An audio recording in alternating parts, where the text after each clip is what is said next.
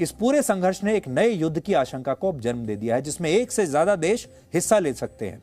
और वैश्विक स्तर पर इस तरह की परिस्थितियां और अस्थिरता आज से 83 वर्ष पहले 1939 में बनी थी, जब दूसरा विश्व युद्ध शुरू हुआ था। और यह युद्ध 6 वर्षों तक चला था। आप में से ज्यादातर लोगों को याद भी नहीं होगा।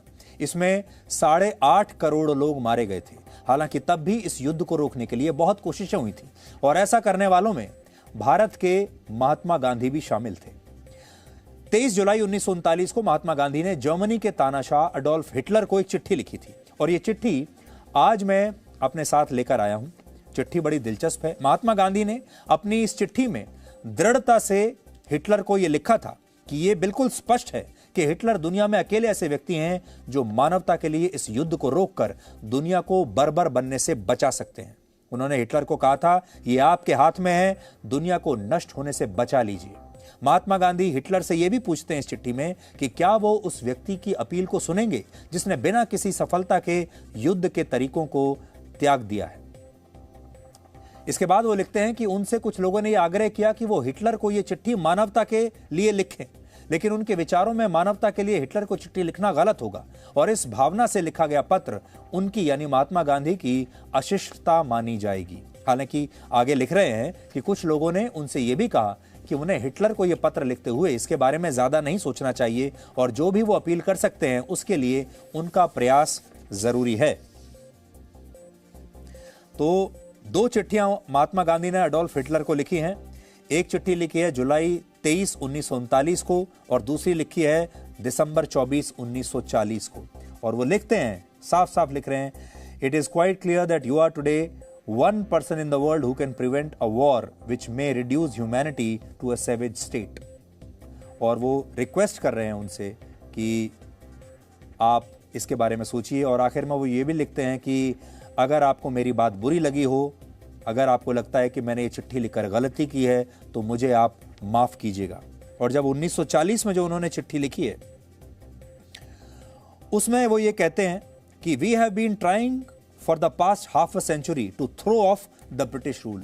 वो कह रहे हैं कि हम तो ब्रिटिश रूल से आजादी के लिए खुद ही इतना संघर्ष कर रहे हैं, लेकिन वो आगे लिखते हैं, we would never wish to end the British rule with German aid, यानी जर्मनी की मदद से हम कभी भी ब्रिटिश रूल का अंत नहीं करना चाहेंगे। और आपको अब इस बात का जवाब मिल गया होगा कि महात्मा गांधी ने कभी भी नेताजी सुभाष चंद्र बोस का समर्थन क्यों नहीं लिया, और वो बोस को पसंद क्यों नहीं करते थे। इसलिए पसंद नहीं करते थे क्योंकि बोस जो है, नेताजी जो है, वो जर्मनी से मदद ले रहे थे। और इस पत्र में वो हिटलर को एक चेतावनी भी दे रहे हैं। वो लिखते हैं कि भले इस युद्ध में जर्मनी ब्रिटेन को हरा दे, लेकिन भविष्य में कोई ना कोई देश जर्मनी से बेहतर हथियार बनाएगा, और फिर जर्मनी का भी वही हाल होगा जो आज जर्मनी दूसरे देशों का कर रहा है। और ये भाव आज की स्थिति पर भी बिल्कुल फिट बैठता है। अब बड़ा सवाल यह है कि आज की स्थिति में महात्मा गांधी का रोल कौन निभाएगा। आज पूरी दुनिया में महात्मा गांधी कौन है जो व्लादिमीर पुतिन को चिट्ठी लिख सके और कहे कि भाई अब रुक जाइए, बहुत हुआ, और यूक्रेन के बेसहारा बेकसूर लोगों को प्रताड़ित करना, मारना बंद कीजिए। यह इतनी बड़ी खबर है कि इसका असर दुनिया के हर देश पर पड़ेगा। और अगर आपको ऐसा लग रहा होगा कि आप सिर्फ मनोरंजन के लिए खबरें देख रहे हैं, या आपको ऐसा लगता है कि युद्ध की जो तस्वीरें आपको दिख रही हैं वो आपको बहुत चौंका रही हैं, तो इसका जो असर है ये इससे कहीं आगे तक है। ये मनोरंजन वाली खबर नहीं है, ये बहुत चिंताजनक खबर है। और आज अगर आप भारत के किसी भी कोने में रहते हो, आप पर भी इस युद्ध का सीधा असर पड़ेगा। ये मिसाइल आपकी पॉकेट तक, आपके घर तक पहुंचेगी। इस युद्ध का सबसे बड़ा असर पेट्रोल और डीजल की कीमतों पर पड़ने वाला है। रशिया के यूक्रेन पर हमला करते ही कच्चे तेल की कीमतें $105 पर बैरल तक पहुंच गई हैं, और पिछले 8 साल में यह कच्चे तेल की अब तक की सबसे ज्यादा कीमत है। कच्चे तेल और गैस की कीमतें बढ़ने से भारत को इनके इंपोर्ट पर ज्यादा पैसा चुकाना होगा। इसका असर आम लोगों पर ही पड़ेगा, क्योंकि पैसा आपकी जेब से ही जाएगा। और आने वाले दिनों में पेट्रोल, डीजल और नेचुरल गैस समेत दूसरे पेट्रोलियम प्रोडक्ट्स भी काफी महंगे हो जाएंगे। तो तैयार रहिए इसके लिए। इस संकट का दूसरा बड़ा असर खाद्य तेल यानी कुकिंग ऑयल पर पड़ सकता है। यूक्रेन और रशिया दुनिया में रिफाइंड ऑयल के सबसे बड़े एक्सपोर्टर हैं। भारत बड़ी मात्रा में कुकिंग ऑयल इन दोनों देशों से आयात करता है, और अगर युद्ध ज्यादा दिन तक चला तो कुकिंग ऑयल के इंपोर्ट पर असर पड़ेगा और इसकी कीमतें भी बढ़ सकती हैं। और कुकिंग ऑयल भारत की हर किचन में इस्तेमाल होता है। भारत यूक्रेन और रशिया से बड़ी मात्रा में फर्टिलाइजर्स, कई तरह के केमिकल्स और धातुएं भी खरीदता है। इनमें से कई चीजें तो ऐसी हैं जिनका प्रयोग मोबाइल फोन और कंप्यूटर्स के स्पेयर पार्ट्स बनाने में होता है, यानी इनकी कमी हो सकती है और फिर भारत को इन्हें दूसरे देशों से महंगी कीमतों पर खरीदना पड़ेगा। चौथा पॉइंट है कि रशिया के यूक्रेन पर हमले का शेयर बाजार पर भी असर दिख रहा है। आज ही बॉम्बे स्टॉक एक्सचेंज यानी बीएसई का सेंसेक्स 2700 पॉइंट नीचे गिरा है, जबकि नेशनल स्टॉक एक्सचेंज का निफ्टी 815 पॉइंट टूटा। सेंसेक्स में ये एक दिन की अब तक की चौथी सबसे बड़ी गिरावट है और इतनी बड़ी गिरावट के बाद एक दिन में ही निवेशकों को 13.4 लाख करोड़ रुपए का नुकसान हुआ है। आने वाले दिनों में भी शेयर बाजार की यह स्थिति बनी रह सकती है और सोने के जो दाम हैं गोल्ड के, वो भी आने वाले दिनों में बढ़ सकते हैं। इस युद्ध का अंत वैसा ही हो सकता है जैसा वर्ष 2008 में हुआ था। तब भी रशिया ने जॉर्जिया के 2 प्रांतों को स्वतंत्र राष्ट्र घोषित कर दिया था और फिर वहां अपनी सेनाएं भेज दी थी। जब जॉर्जिया की सेना ने इसका विरोध किया तो रशिया की सेना उसकी राजधानी तक पहुंच गई, ठीक वैसे ही जैसे आज उसकी सेना कीव तक पहुंच गई है।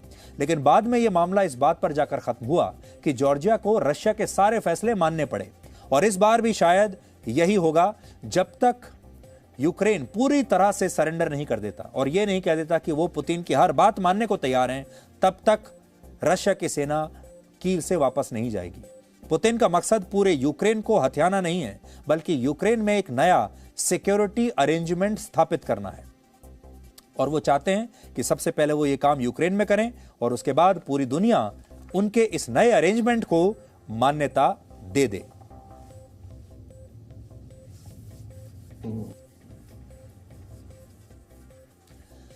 तो आज की स्थिति में जैसा हमने आपको बताया, ये आधुनिक युग है और आधुनिक युग में जब कोई युद्ध होता है तो उसका सीधा प्रसारण आपको किसी भी टीवी चैनल पर, इंटरनेट पर, किसी भी सोशल मीडिया प्लेटफॉर्म पर देखने को मिल सकता है और टीवी चैनल्स पर आप दिन भर आज ये सब देख ही रहे होंगे। लेकिन युद्ध को कवर करना सिर्फ तस्वीर दिखाना नहीं होता। तस्वीरें तो आप कहीं भी देख सकते हैं, लोगों के मरते हुए तस्वीरें, हमलों की तस्वीरें, बम विस्फोटों की तस्वीरें, टैंक्स की, सेनाओं की तस्वीरें, ये आपको बहुत चिंतित भी करेंगी और आपको देखने में नई भी लगेंगी। लेकिन हर खबर के पीछे और हर युद्ध के पीछे कारण होता है और उस कारण को समझने के लिए उसका विश्लेषण समझना होता है। इसीलिए आपसे हम ये कह रहे हैं कि जो विश्लेषण इस युद्ध का आपको जी न्यूज पर देखने को मिलेगा वो और कहीं देखने को नहीं मिल सकता। इसलिए अगर आप सिर्फ तस्वीरों के साथ साथ ये भी जानना चाहते हैं कि युद्ध हो क्यों रहा है, कौन सा देश क्या कर रहा है, तो आपको जी न्यूज के साथ बने रहना है अगले कुछ दिन। और भारत के विदेश सचिव हर्षवर्धन श्रृंगला ने अब से थोड़ी देर पहले इस युद्ध पर अपना बयान जारी किया है भारत सरकार की तरफ से और भारत सरकार ने कहा है कि प्रधानमंत्री नरेंद्र मोदी अब से कुछ ही देर के बाद रशिया के राष्ट्रपति व्लादिमीर पुतिन से फोन पर बात करने वाले हैं और विदेश सचिव ने यूक्रेन में मौजूद भारतीयों की सुरक्षा को भारत सरकार की सबसे बड़ी प्राथमिकता बताया है और कहा है कि इन लोगों को पोलैंड के रास्ते यूक्रेन से अब निकाला जाएगा। इसके लिए पोलैंड और यूक्रेन की सीमा पर कैंप्स बनाए गए हैं, एक कैंप बनाया जाएगा और अब तक 20,000 भारतीयों की जानकारी मिल चुकी है और 4,000 लोग यूक्रेन से निकल भी चुके हैं। यूक्रेन में भारतीयों की मदद के लिए भारतीय दूतावास ने हेल्पलाइन नंबर भी जारी किए हैं और जितने भी लोग हैं, जो खासतौर पर जो पेरेंट्स हैं जिनके बच्चे यूक्रेन में पढ़ाई के लिए गए हुए हैं, वो इस नंबर को नोट कर सकते हैं और वो चाहें तो लगातार अपडेट्स के लिए जी न्यूज़ देखते रहें। लेकिन हम यूक्रेन में जो लोग हैं उन्हें भी ये कहना चाहते हैं कि भारत पूरी तरह से और भारत के 140 करोड़ लोग उनके साथ हैं। Prime Minister has conveyed at the CCS meeting that the topmost priority of the government is the safety and security of Indian nationals, including Indian students, and their evacuation from Ukraine. Prime Minister is scheduled to speak to the President of Russia, Vladimir Putin, shortly. External Affairs Minister will be speaking to the foreign ministers of the countries neighboring Ukraine, namely Poland, Romania, Slovakia, and Hungary. Earlier this evening, he also spoke to the EU High Representative as well as the Foreign Minister of the UK. Presenting the News app, available on Google Play and App Store. Download it now.